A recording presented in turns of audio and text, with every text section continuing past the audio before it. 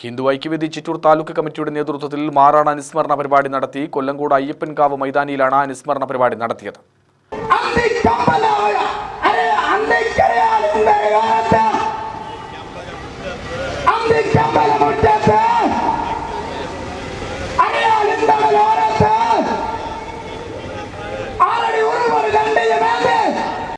അനുസ്മരണ പരിപാടി ഹിന്ദു ഐക്യവേദി സംസ്ഥാന സെക്രട്ടറി PN ശ്രീരാമൻ ഉദ്ഘാടനം ചെയ്തു.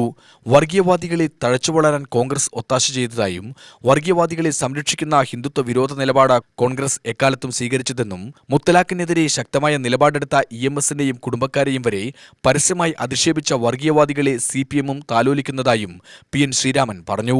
കോരിച്ചൊരിയുന്ന മഴയത്തും ആവേശം കുറയാതെയാണ് ഹിന്ദു ഐക്യവേദി നേതാക്കളും പ്രവർത്തകരും കൊല്ലങ്കോട് മാറാട് അനുസ്മരണം നടത്തിയത്.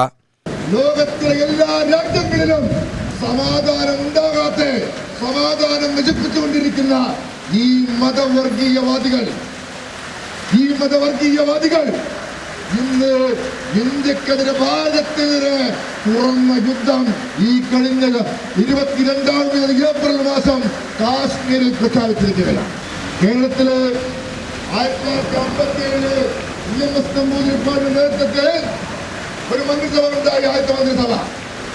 അന്ന് EMS മന്ത്രിസഭയില് EMS മലപ്പുറത്ത് പോയി ഒരു പുസ്തകം നടത്തി. എന്താ പുസ്തകം നടത്തി അറിയോ? മുത്തലാഖ്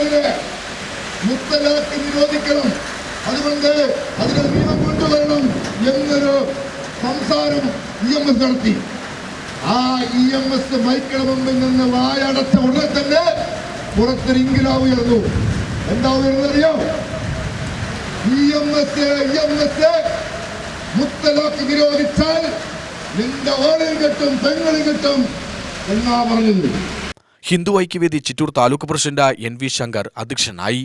taluk general secretary M Manikandan, Vishnu, Raghu, Nandana, Devadas, Sreedharan, Babu എന്നിവർ പ്രസംഗിച്ചു. UTV news, Palakkad.